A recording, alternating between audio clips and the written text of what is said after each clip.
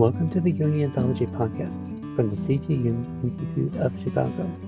For this second episode of Marion Woodman Month, we're rebroadcasting a lecture of hers that is actually the very first episode of this podcast, Chrysalis, the Psychology of Transformation. In this lecture, Marion Woodman explores the body-spirit relationship, the withdrawing of projection, gender issues, and the surrender of the ego to the self, as those themes relate to personal transformation.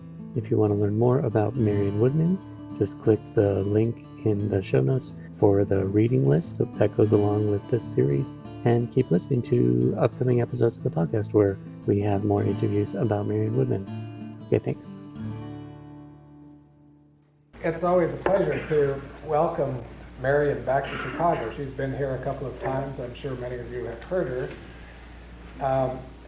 Some of you who haven't heard her in person have probably read her books.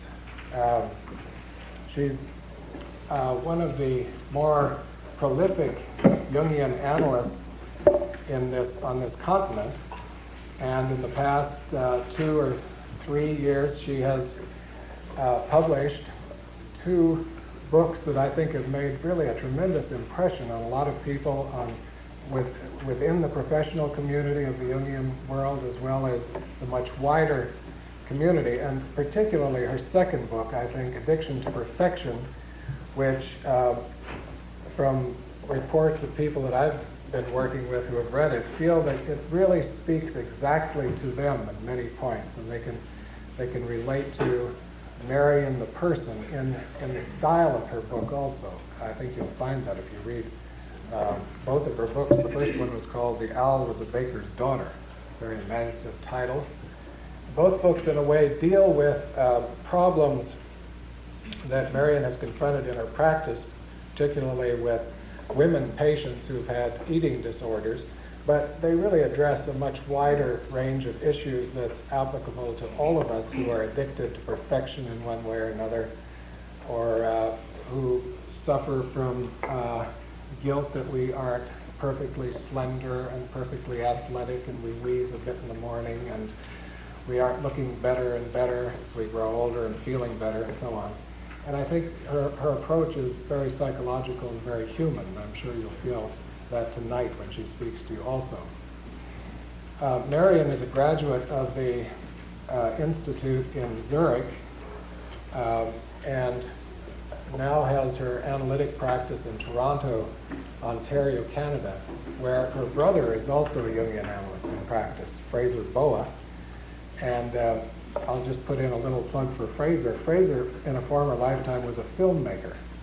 And he has recently composed a series of, how many? 10 1-hour, 10 2-hour films in which Marie-Louise von Franz of Zurich interprets dreams. And we hope to have those, or some of them at least. If you're in for a marathon, we can get them all, but we hope to have some of them at some point down the line when Fraser finally puts the finishing touches on this. It sounds fascinating to me, and I'm sure it will be a big draw for all the members of the Institute.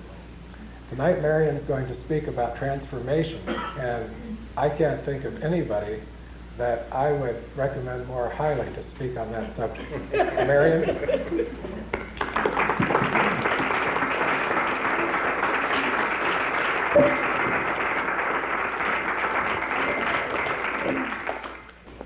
It is a pleasure to be here and to see so many familiar faces. The workshop tomorrow will be quite practical. I will tonight put forth the ideas that I have come up with around transformation, death, and rebirth. And then tomorrow, I would like to spend most of the workshop, and on Sunday, I will talk very briefly, and we will dialogue the material. So that in the second part tonight, we will certainly be dialoguing, because I think that's the only real value in lectures. And then tomorrow we will dialogue and do body work in the workshops. So in the second part of the lecture tonight, I would I will probably be working more with the body, talking more about the body than in the first part. So those of you who are particularly interested in the body, stick it out and we'll eventually get there.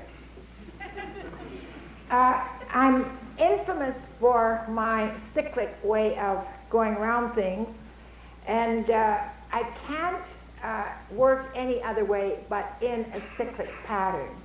It's not possible for me to go in a linear line. I used to do that, and nothing ever worked for me in terms of the imagination or in terms of creativity within the lecture situation itself. So if you can just remember that we're going on a spiral, and gradually the spiral gets bigger, and gradually, hopefully, the bell rings and the whole spiral will resonate for you. I'd like to begin by just sharing with you a story of my own childhood. I suppose I was about 3, and I was out in the garden and saw this great black lump in the garden, and terribly excited about lumps, and ran to my father with this thing, and he said it would be a butterfly. And I just thought that was wild, crazy magic. And my father was given to rather practical jokes, and so I thought, that's just another joke.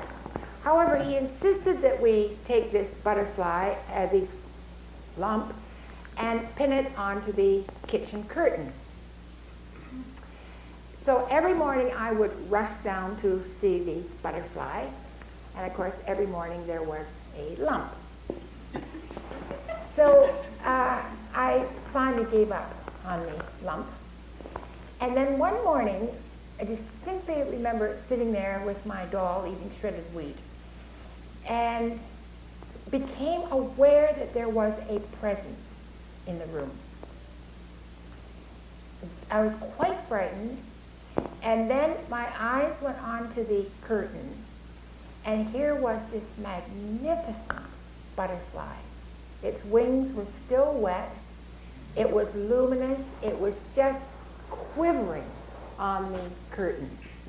And of course the chrysalis was at the side. And that was my first experience of death and rebirth. A moment of magic that has stayed with me all my life. And for this reason, my imagination is cycling around this whole concept of the chrysalis, the time in the chrysalis. What goes on in the chrysalis is really what we're going to be talking about tonight, and then the moment of release and transformation.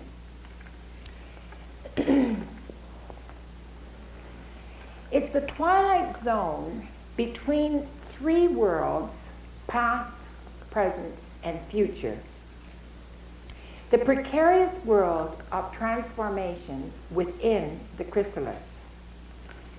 Part of us is looking back, yearning for the magic we have lost. Part is glad to say goodbye to our mucked up past. Part looks ahead with whatever courage we can muster. And what I'm trying to capture in this lecture tonight is, those of you who are in analysis know it well, those of you who are experiencing life know it well. When you have left your past life, you have no idea what's ahead, and you're just trying to hold things together in the middle. Part is excited by the changing potential, and most sit still, not daring to look either way. Individuals who consciously accept the chrysalis, whether in analysis or in life's experience, recognize that it comes with every new spiral of growth. Its suffering is the suffering of paradox. In Eliot's Journey of the Magi, one of the wise men describes his journey to Bethlehem. All this was a long time ago, I remember, and I would do it again, but set down, this set down, this. Where we led all that way for birth or death. There was a birth, certainly. We had evidence and no doubt. I had seen birth and death, but had thought they were different.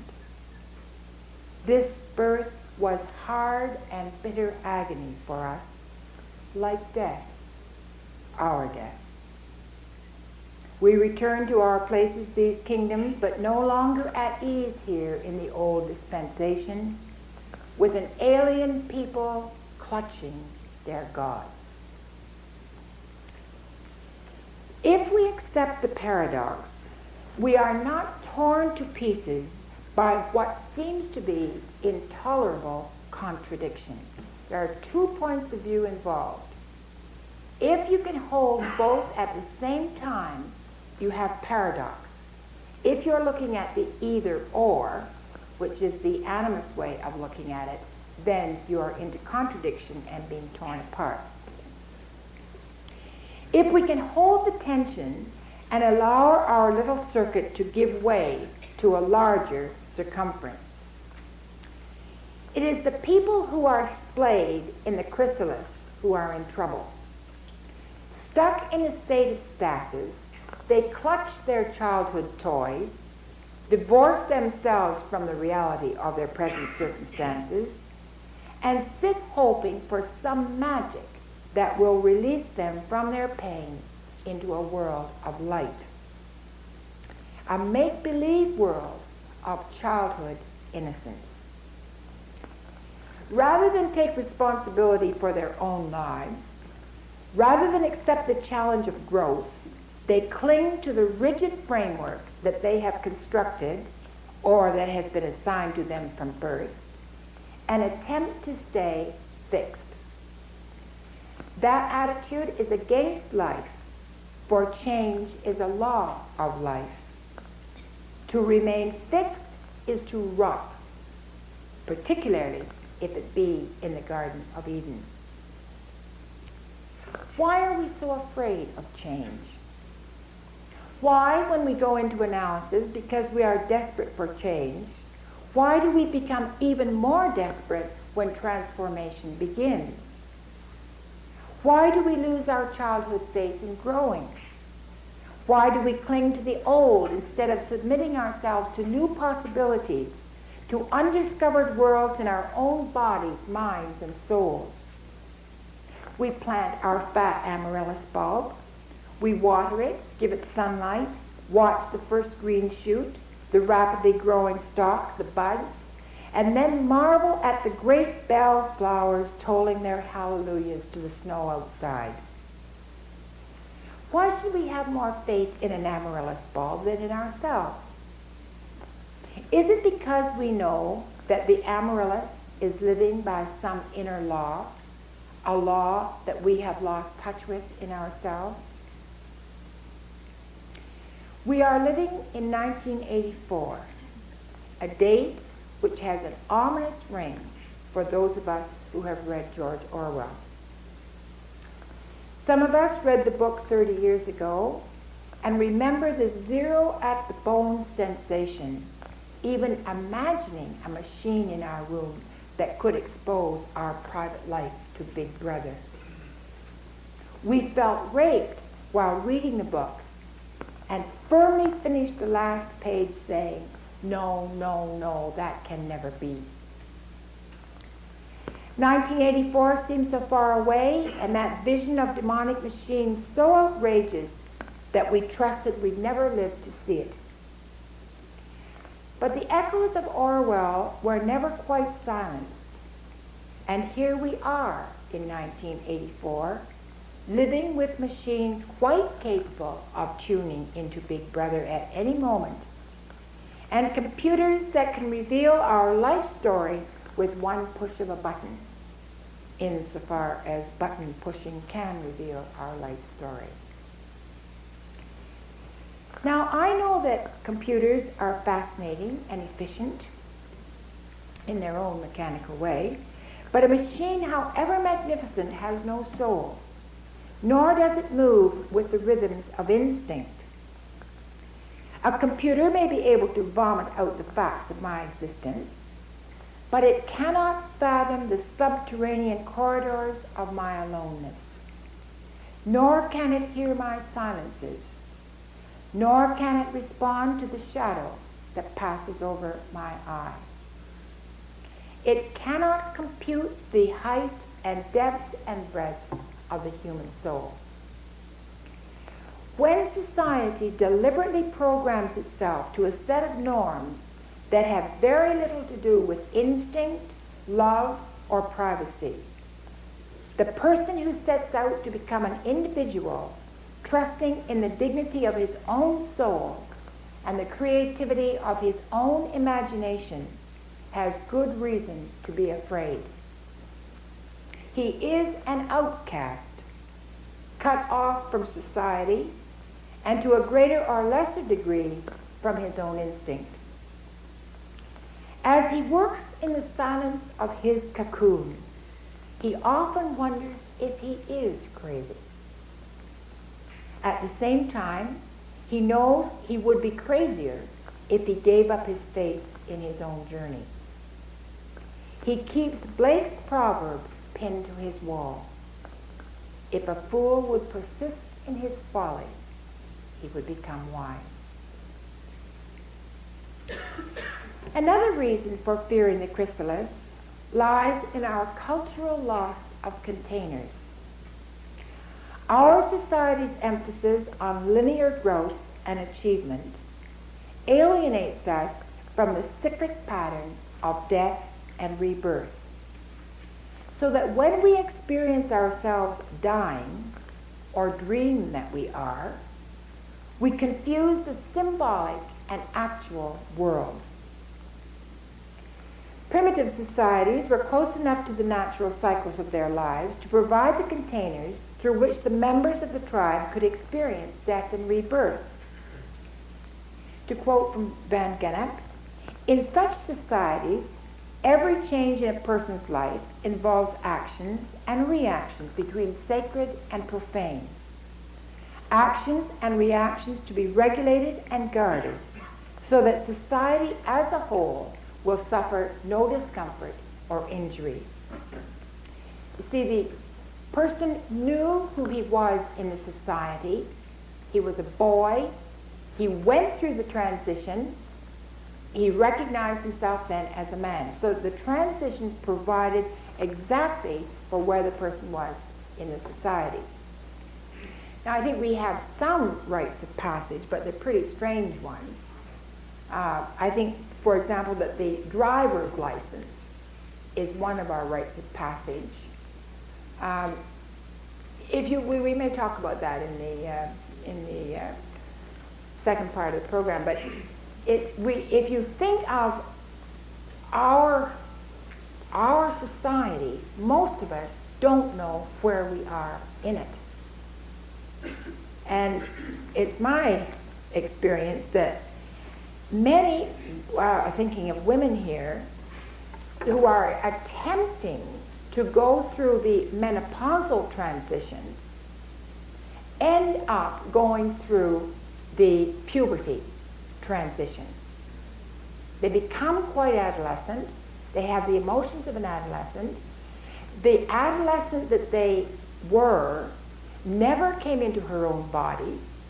She did not make that passover into her own feminine relationship to her body, to the cosmos, so that when it comes time to surrender herself to something larger, as at the menopausal period, the body just goes into a spasm. And she has to go through something quite violent in order to come into her body, in order to let it go. Am I making myself clear there? It's as if she has to claim her body, own it, inhabit it, cherish it, before it will allow her to surrender, to let the self come through. Now, the male initiation was very different from the female initiation in the primitive tribes. The male was finding himself in the community, and the rites were set up for him to find where he belonged in that hierarchy. The woman's rites were very different. She was becoming a member of a cosmos. In fact, they often used to make scars on her belly around the navel, so that her navel became the center of the earth, and she became the goddess through which life would come. So that her connection at puberty initiation was very different from the male. The idea with the boys, of course, was to cut them off from the mother, make them warriors. The woman's was very different. About the women, Bruce Lincoln says, rather than changing women's status, initiation changes their fundamental being. A woman does not become more powerful or authoritative, but more creative, more alive. The pattern of female initiation is thus one of growth, of magnification. Lovely word there, magnification. My soul doth magnify the Lord. An expansion of powers, capabilities, experiences.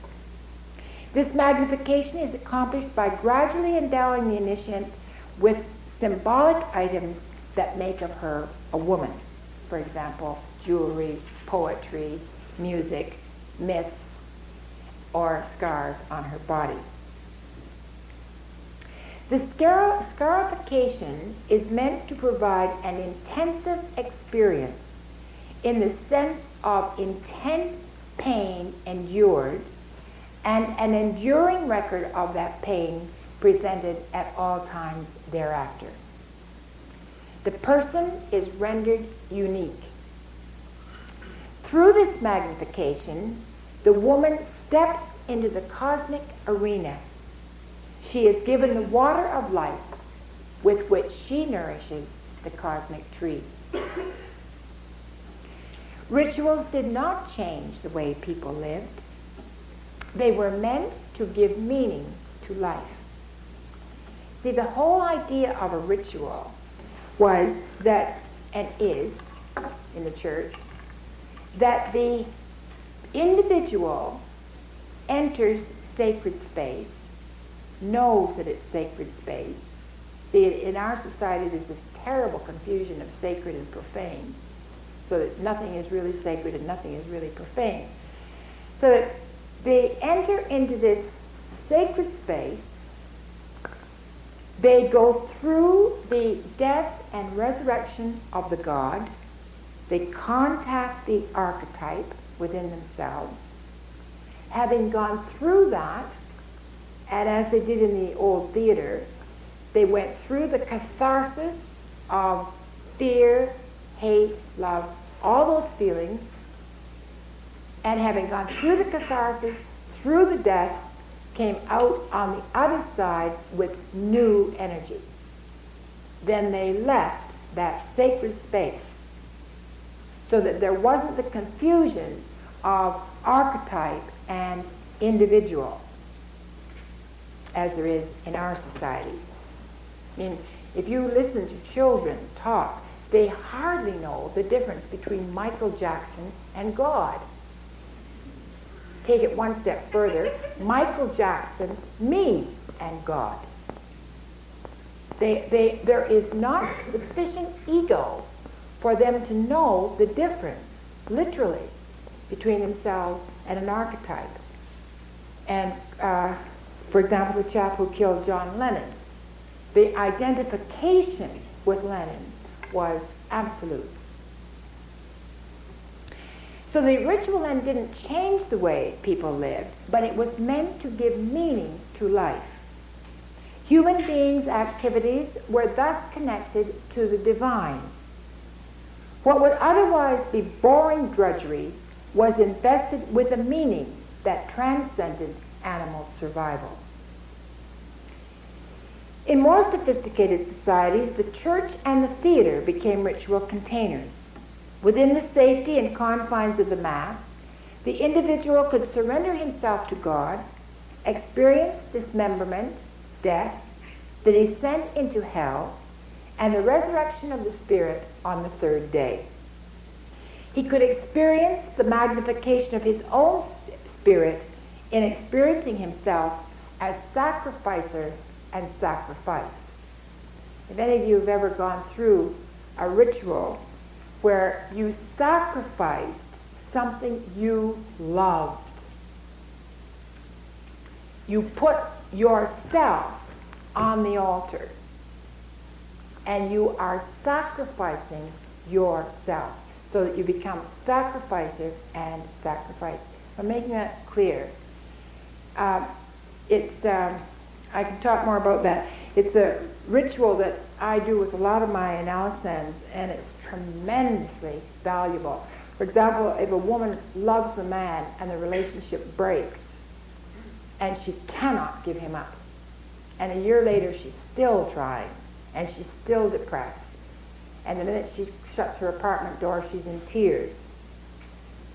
If a ritual is gone through where she actually sacrifices something of that relationship that she loves, I mean, if she really does it, I don't mean that you just go through some kind of a ceremony, but if she actually goes through that, she awakes the next morning in a very different space. If you're interested, we can talk more about that later. So like the primitive, he left the ritual with enhanced meaning, with a profound sense of belonging to a cosmos and to a community that respected that cosmos. The theater, too, provided controlled space for projections onto archetypes, for an empathetic response to violence, rage, love, fear, and for the cathartic release as the archetypal behavior worked itself through to its own tragic or comic nemesis. We have lost our containers, and chaos is come again. Without rituals to make a firm demarcation between the sacred and profane, we tend to identify with archetypes. We forget that we are human beings and allow ourselves to be inundated by the power of the gods and demons and usurp it for our own. Many people think life is a meaningless merry-go-round if they are not being transported by love, like Charles and Diana, or living for a cause, like Mother Teresa, or dying for a dream, like Martin Luther King. They measure their standard of behavior by comparison with figures who carried immense archetypal projections: Marilyn Monroe, Jimmy Dean, John Lennon. By identifying with an archetype, instead of remaining detached from it, they turn life into theater and themselves into actors on a stage, thus falling prey to demonic as well as angelic inflation. Without the container, they confuse the sacred and profane worlds. What I'm suggesting here is that without the container, the transformation can't go on. It's not safe enough.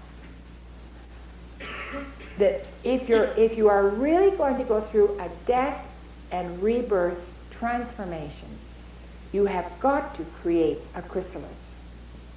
I mean, can you imagine the caterpillar crawling into the chrysalis and going to mush before it's transformed? And most of us do go to mush in a transformation. The agony in there is horrific. And without the container, or it can be with another person, with an analyst, through the church, or however, but that container is crucial. We are in 1984, we are coming after Freud and Jung. And while poets and madmen had free access to their unconscious before those two giants, the world of the archetype is now an open market for the general populace without any ritual containment. If a person is blindly living out an archetype, he is not containing his own life. He is possessed, and his possession acts as a magnet on unconscious people in his environment. It can become a dangerous world where illusion and reality are fatally confused. Most people come into analysis because they are floundering. Life has lost its meaning. They are experiencing themselves as caterpillars crawling along, often quite successfully. But some deep intuitive voice is whispering, there's something I'm missing. I need a cocoon. I need to go back and find myself. Now, they may not quite realize that when caterpillars go into cocoons, they do not emerge as high-class caterpillars. And they may not be prepared for the agony of the transformation that goes on inside. Nor are they quite prepared for the winged beauty that slowly and painfully emerges, but who lives by a very different set of laws than a caterpillar. Even more confounding is the fact that friends and relations who may be quite happy caterpillars have no patience with a silent, hard-edged chrysalis that is all turned in on itself, selfish, lazy, self-indulgent. You know, that's what they always say about people in analysis. They have even less patience with a confused butterfly who hasn't adjusted to the laws of aerodynamics. Still, it is amazing how many happy caterpillars suddenly take the clue, design their own chrysalis, and find their own wings. Tonight I want to concentrate mainly on ego formation and ego surrender. Both are a lifetime process. I can merely point out certain guideposts, certain crises that erupt, and ultimately will probably leave you with more questions than answers. The chrysalis is absolutely essential if we are to find ourselves. Nothing in our extroverted society supports introverted withdrawal. We are supposed to be doers, taking care of others, supporting good causes, unselfish, energetic, doing our Christian duty. So many analysts say that to me. You know, I should be down at the hospital reading to the blind. They shouldn't be here wasting my time in analysis. But you see, what they forget, there is one thing needful, and if you haven't got that one thing needful, the others don't matter. If we choose to be, our loved ones may automatically assume we are doing nothing. You know, the person who's upstairs meditating or upstairs reading, you've all had this happen, I'm sure, when you were a child. Your mother calls up and says, "What are you doing?" And you say, "Reading." And she says, "Well, come down here and do something." The whole business of being in our society, I think even reading is not being, but just being, meditating, or being in nature, however you conceive of the word being, it is not really respected in our society. We begin to look at our primal muck when we come into analysis as it surfaces in dreams. All chaos starts to break loose inside, and we wonder what's the point of dredging up all this stuff. We argue with ourselves, I should be out there doing something useful. But the truth is, I can't do anything useful if there's no I to do it. I can't love anyone else if there's no I to do the loving. If I don't know myself, I cannot love myself And if I do not love myself, my love of others is probably my projected need of their acceptance. I am putting on a performance in order to be loved. I fear rejection. If nobody loves me, I won't exist. But who are they loving? Who am I? That is what going into the chrysalis is all about. Undergoing a metamorphosis in order to be able to stand up and say, I am. The gnawing hunger, the incessant yearning at the core of many lives began at birth, or perhaps even in utero. In order to survive in a demanding environment where one or both parents projected their unlived dreams or nightmares onto their children, the infants gave up trying to live their own life. As little human beings with needs and feelings of their own, they were rejected. Their mystery was never considered. And so they grew up automatically thinking in terms of pleasing others.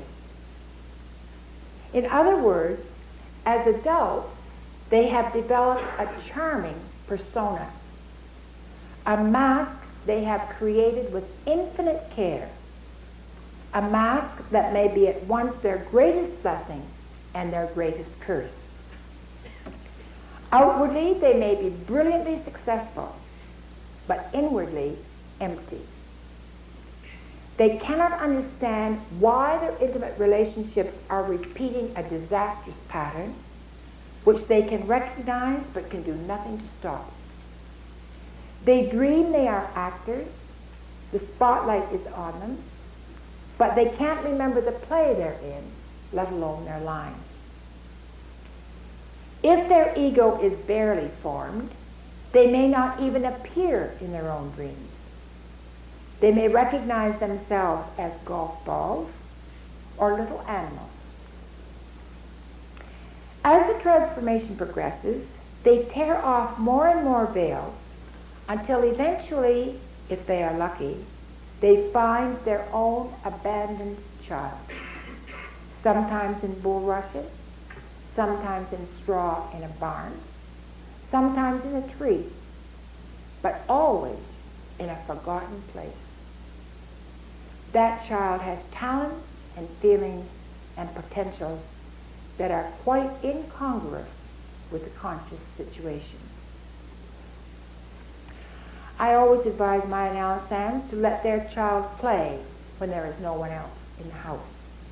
I mean, I think you really have to go back and be that child and play. You know, with finger paints, whatever, and let the energy of the child come out. And his concentration will be very short, maybe only 2 minutes. Get a great huge piece of newspaper and because when that child starts to come, a piece of drawing paper that big is absolutely useless. I mean, just go one splat and it's finished. You need a big piece of newspaper and let the energy out. Dance, do whatever that child wants to do, and let it mature. Otherwise, you just keep making a fool of yourself. Because he will keep slipping out in the most extraordinary places.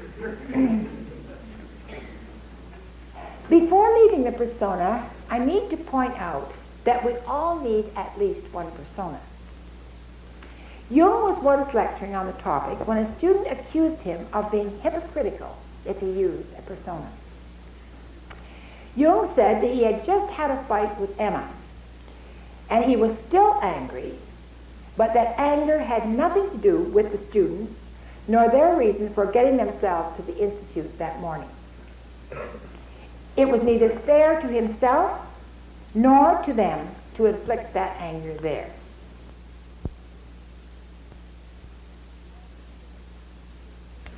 However, he said he intended to finish the fight when he went home.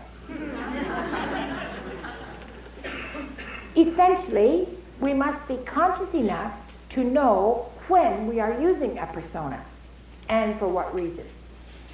Otherwise, we are seducing ourselves into identification with the persona and therefore unaware of our genuine feelings and unable to put them into action at the right time and place.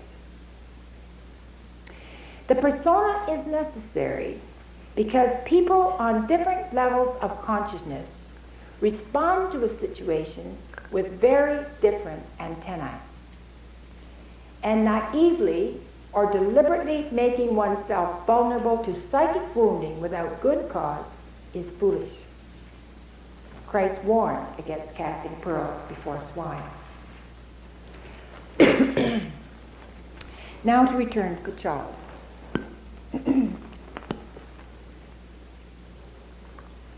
This motif takes many different forms in dreams. When the conscious ego is able to release repressed psychic energy or reconnects with unconscious body energy, it makes the decision on its own behalf. Then babies appear in dreams. If the ego maintains that connection, the child grows and is nurtured. If the conscious attitude falters or fails to act on the energy, the baby may appear mutilated, starving, or dead. It may simply disappear. Sometimes when the psyche is preparing to move on to a new level of consciousness, or the conscious attitude has found a new union with the unconscious, the dreamer may find himself or herself pregnant, or a shadow or anima figure may be pregnant. 9 months later, there will be dreams of passing over into a new country, or moving through difficult tunnels or subterranean holes, or an actual birth dream appears. In my experience, I have found that individuals tend to repeat the pattern of their own actual birth every time they move through a birth canal onto a new level of awareness. For example, if their birth was straightforward, they handle Passovers with courage and mutual trust. If their birth was difficult, they become extremely fearful, manifest symptoms of suffocating, become claustrophobic psychically and physically. If their mother was heavily drugged, they come up to the point of Passover with lots of energy, then suddenly, for no apparent reason, stop and move into a regression and wait for someone else to do something. Often this is the point where old addictions appear: binging, starving, drinking, sleeping, overworking. Anything to avoid facing the reality of moving out into a challenging world. Some of you may have some experiences with cesarean birth or premature birth. I'm trying to collect some of those. If you have any suggestions about that, I'd be most interested. With the emergence of the ego, one often has to recognize that the I that has lived so far is minuscule compared to the I that is possible, or that the I that has lived is a false I, confounded with false expectations, trying to live life backside front. Here's where consciousness of shadow comes in, and the real conflict begins. Since the natural gradient for the psyche is toward wholeness, the self will attempt to push this neglected part forward for recognition. It usually contains great energy, the gold in the dung. In the Bible, it is the stone that was rejected that became the cornerstone. It manifests either in a sudden or subtle change in personality, or perhaps fanaticism, which the existing ego adopts in order to try to keep the new and threatening energy out. The neurotic is always one phase behind where his reality is. When he should be outgrowing childish behavior, he hangs on to it. When he should be moving on into maturity, he hangs on to youthful folly. He is never where he is. Hanging on to a life he never loved or enjoyed because he wasn't there. See, the healthy person is where he is. The neurotic is always someplace else. I mean, that's a terrible thing to say, because if you think of people, think of the times that you've prepared a beautiful dinner party and you've spent the whole yesterday shopping and today getting it ready, and your friends come and they sit down and tell you what a marvelous time they had last Saturday night at these other people's place. They had wonderful food, and they tell you all about the wonderful food, and there they are eating yours, talking about the other person's. And they aren't there. Think of that with yourself, when you're sitting someplace and you know you're someplace else. And the essence is not operating. There's no tuning fork. You're just sitting there. We cannot drop the tensions. We have to hold both arms on the cross in order to widen consciousness. That is, you have to hold the tension between what's past and what's ahead. If we reject one part of ourselves, we give up our past. If we reject the other part, we give up our future. We must hold on to our root and build from there. That root often appears as a psychic home, sometimes a summer cottage that the dreamer loves, or the country of his origin, or his ancestors' origin. The longing to go home must certainly be looked at symbolically, for it is often more than a longing for regression. It can be the one solid root that goes right through the life, and it is the point of genuine nurturance for spiritual growth. Tonight, because of time limitations, I am concentrating on the ego, circumventing insofar as possible the innuendos of problems of relationship and the pain of withdrawing projections. I'm going to talk about that tomorrow under empowered. See, when we pull our projections back, we take our own power back into ourselves. One point, however, I do wish to make about this. As the feminine side matures in the male and the female, notice I'm using feminine not in terms of women, but the feminine principle in both men and women. As it matures, and with it the creative masculine, the way I image this, the positive feminine moves ahead, the positive masculine moves ahead, and then the masculine may go a little ahead, and then the feminine, but they keep up with each other. As the femininity becomes more and more able to receive as the chalice, it can sustain a much, much stronger thrust from the masculine, so that it takes a very strong chalice to hold a strong masculine, so that the two mature together. And by positive masculine, I mean a masculinity that is out of the father. She is no longer pleasing daddy, or the man is no longer doing what daddy did. In other words, just unconsciously following an old pattern, an old set of traditions. Again, in the Christian myth, that would look like the Virgin Mary, the receptacle, bringing forth the divine child. The creative imagination comes through the feminine chalice.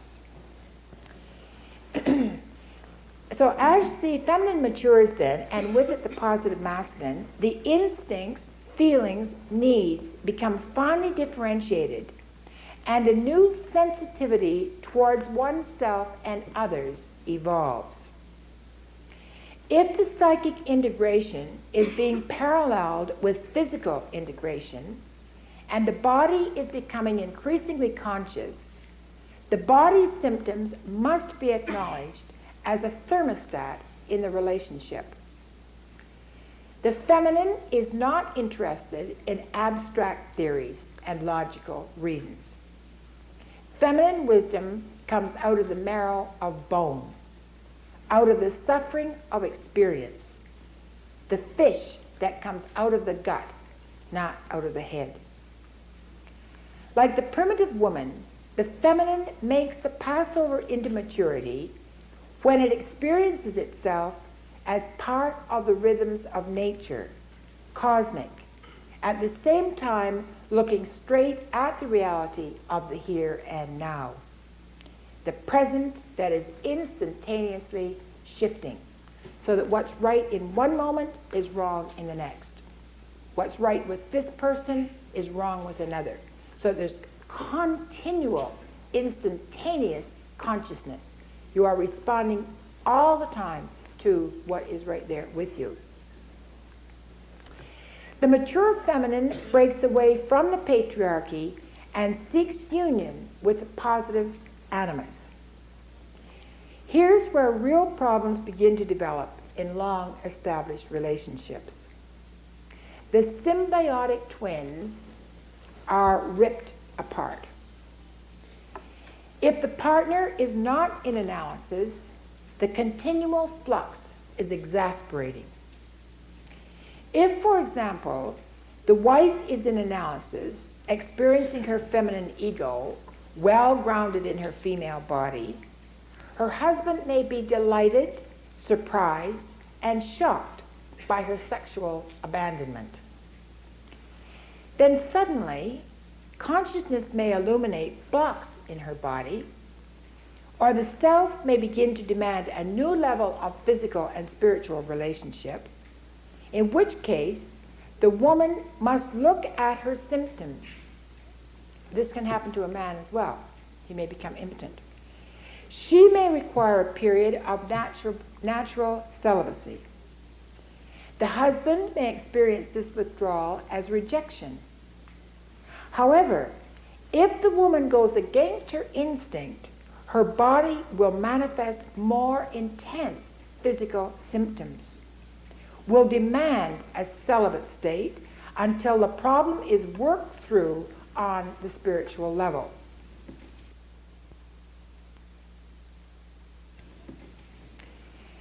Sexuality has to be differentiated from intimacy. If the two souls are not attuned, or if the self is demanding a new attunement on a different level, the partners may try to fool themselves into believing everything is all right. One or other may demand sexual intimacy. But the body does not lie. Its wisdom is not shallow. The conscious body will attempt to force the relationship onto a new spiritual level of intimacy, which can then be embodied at a very different level of sexuality. This Passover requires a magnification of the feminine in both partners if the relationship is to survive. Lashing out in frustration, fear, power, and self-pity only compounds the problem. Each partner has to realize that the other is wandering blind in unknown territory. That's God's country, and there one moves with faith. Now, I'd like to, for the sake of the workshop tomorrow, take a big leap here. And what I've talked about so far is the building of the ego. Now I would like to take a huge leap and talk about the surrender of the ego.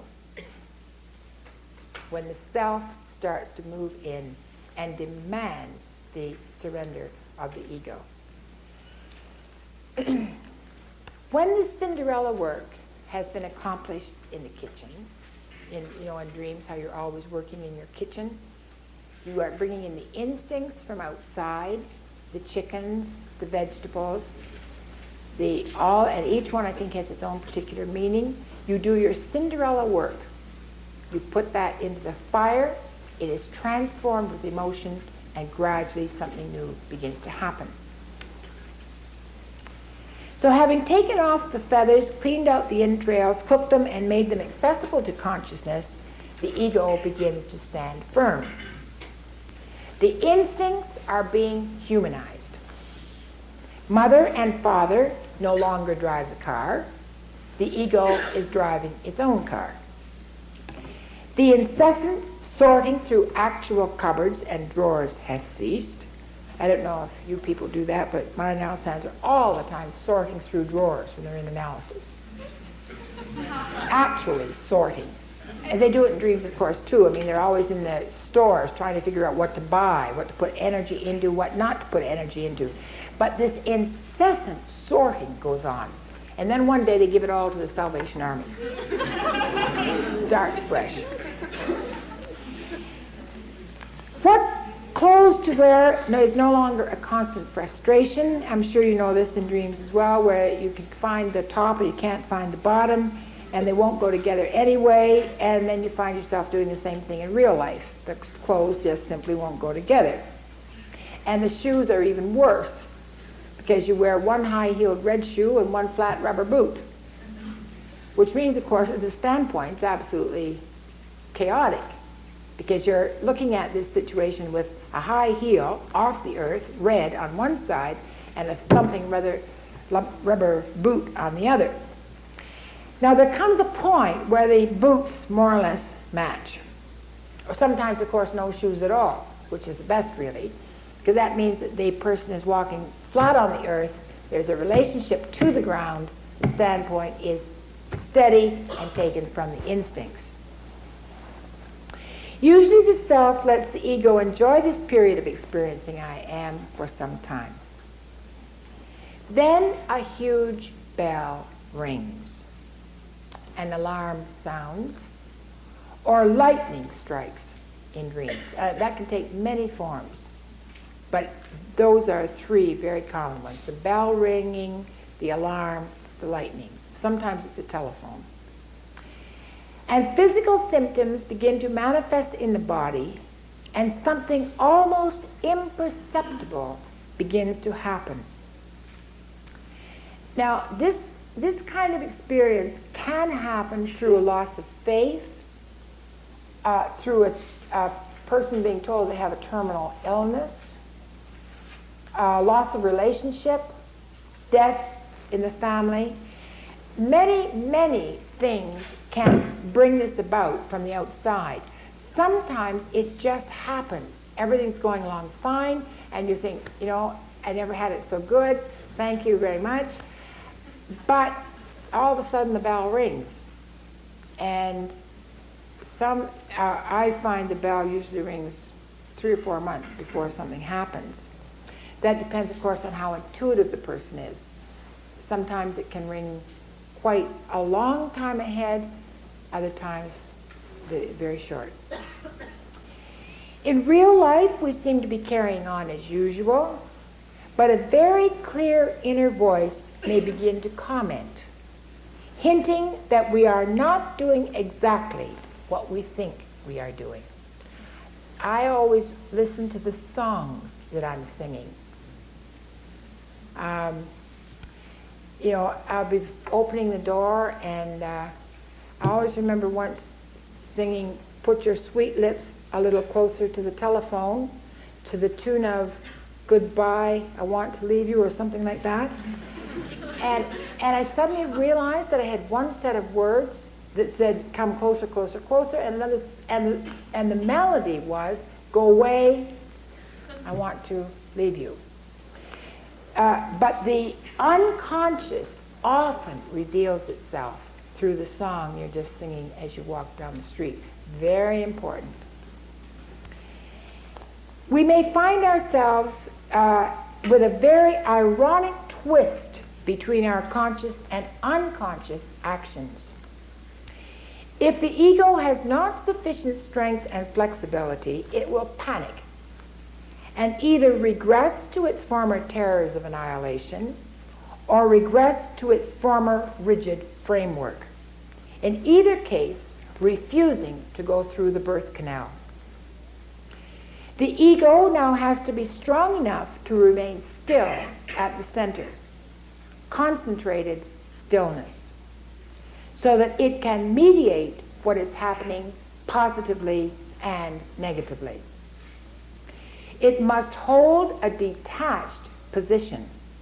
That's the position of the clown, who has been through the suffering, recognizes it, feels it, but can stay outside and look at it. And he doesn't swing back and forth. Relying now on differentiated femininity in order to submit, relying now on discriminating masculinity in order to question. So that both sides have to operate. On one side, you used your highly developed femininity in order to receive what's happening because you don't want it to happen. On the other side, trying to discriminate with the masculine. Something immense begins to happen in the very foundation of the personality. And consciousness experiences the conflict as crucifixion. What the ego wants is no longer relevant. The old questions no longer have any meaning, and there are no answers. There may be a few stricken whys, but they belong to the order of logic and discipline. And what is taking place is irrational, beyond ego control.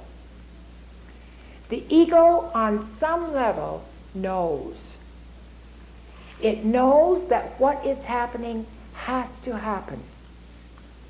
It knows that its personal desires have to be sacrificed to the transpersonal. It knows it is going to die. Some of you may have been through that in a relationship where you love the person very, very much, but you know it's not the right relationship for you, and it starts to go wrong, and you're clutching with one hand, trying to hold on to it, at the same time knowing that it's being taken away and it should go. It is a period of throbbing pain.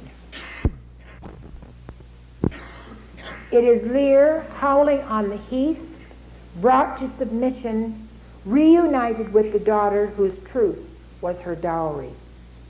At last, he says, upon such sacrifices, my Cordelia, the gods themselves pour incense. It is Job covered with boils, moving from, do not condemn me, show me wherefore thou contendest with me, to the fear of the Lord is the beginning of wisdom. It is Christ in Gethsemane, sweating blood, moving from, let this cup pass from me, to thy will be done. One of my now sons put it this way. I was walking by the St. Lawrence one sunny summer day. This is an act of imagination. I thought I was going home. Instantly the sky darkened, the earth grew cold. I could not see with my eyes, nor hear with my ears. I was seeing inside, hearing inside. Then I realized I was on ice, floating, suddenly not floating, but being thrust by the power of the current. The ice began to crack. I leaped from one floe to another, the ice cracking in front, behind, beside.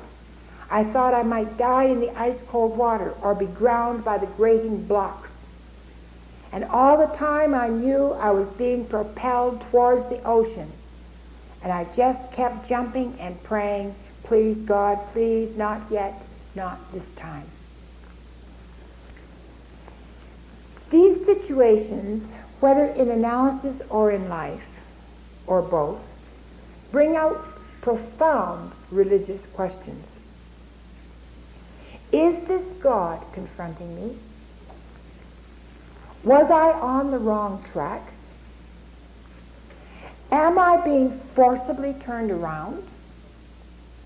Is there some almighty plan that is different from mine?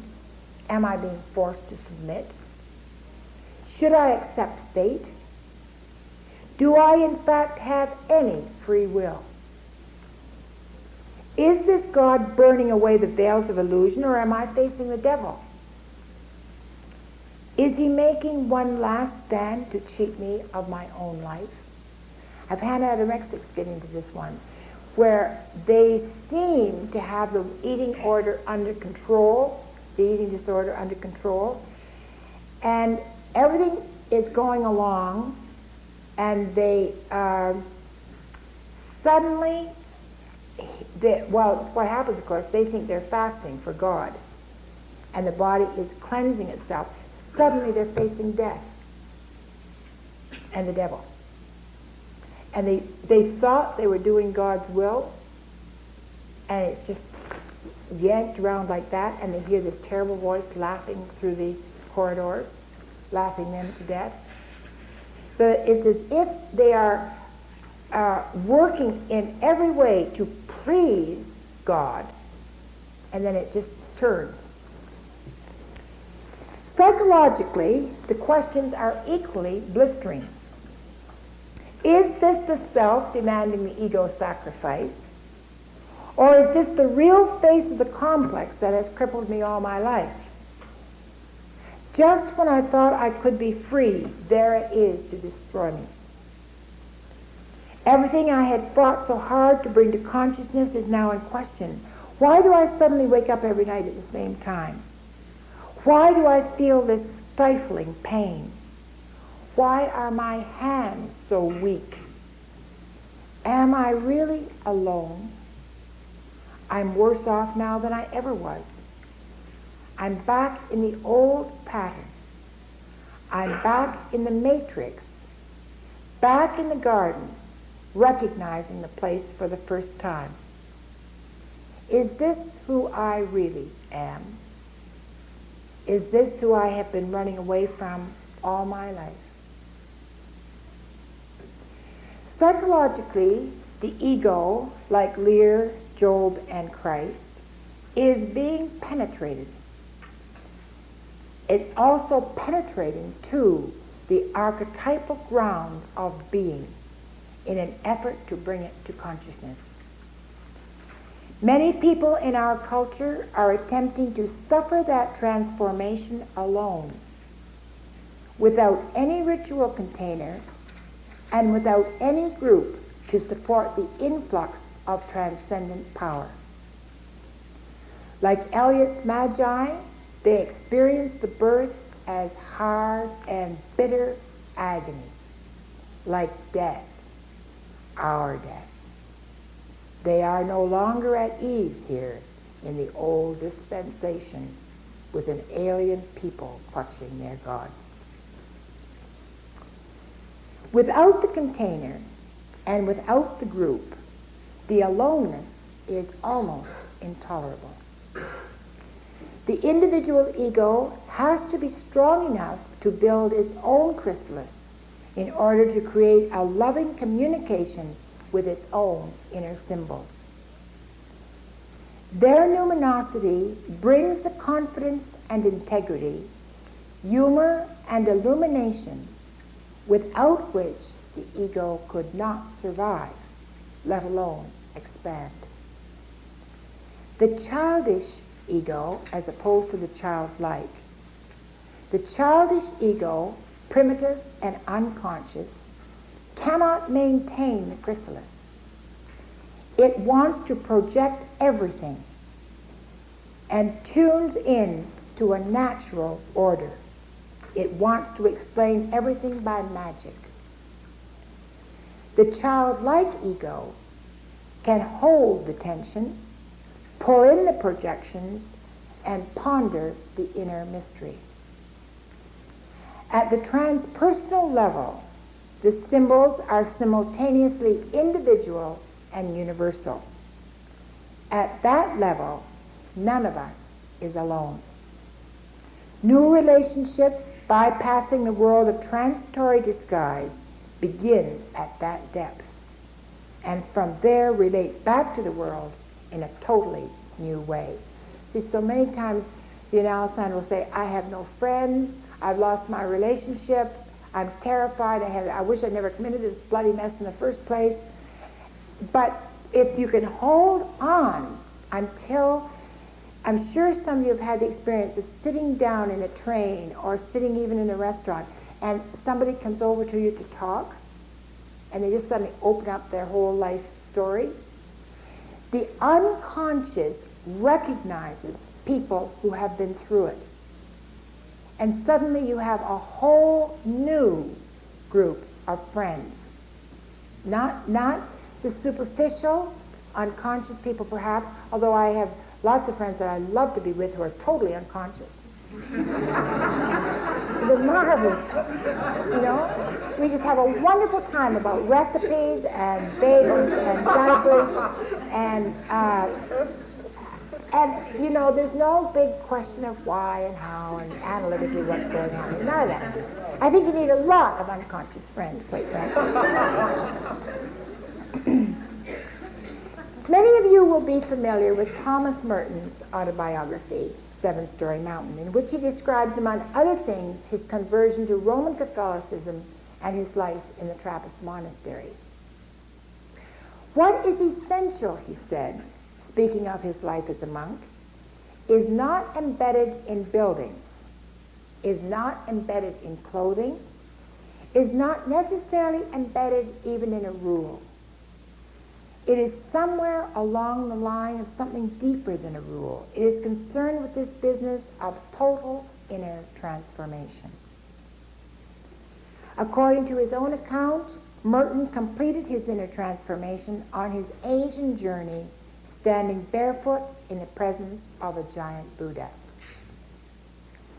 My Asian pilgrimage has purified itself, he wrote.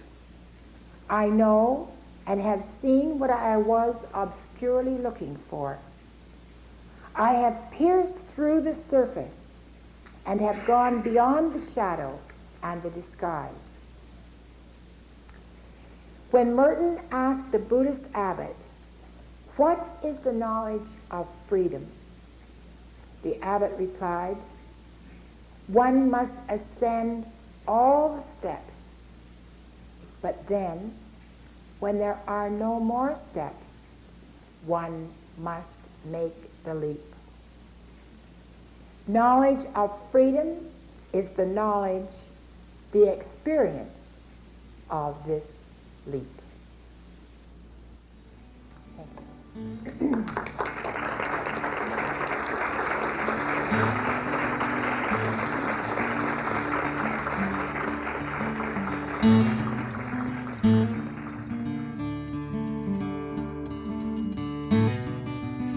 Thanks for listening. If you'd like more information about training programs, archives, this podcast, or to find a Jungian analyst near you, visit our website, jungchicago.org. Thank you to our 2021 donors who gave at the contributing member level or above: the Arlene M. Feiner Trust, Barbara Anan, Arlo and Rena Compan, Judith Cooper, Kevin Davis, George J. Didier, Mary Doherty, Carl and Patricia Greer, Ryan Mayer, Patricia Martin, Boris Matthews, Sue Rosenthal, Diane Sherwood, Debbie Stutzman, Lawrence Chad Tingley, Alexander Wayne and Lynn Kopp, Gerald Weiner, and Ellen Young. You can also become a supporter of this podcast by visiting our website, jungchicago.org. Thanks.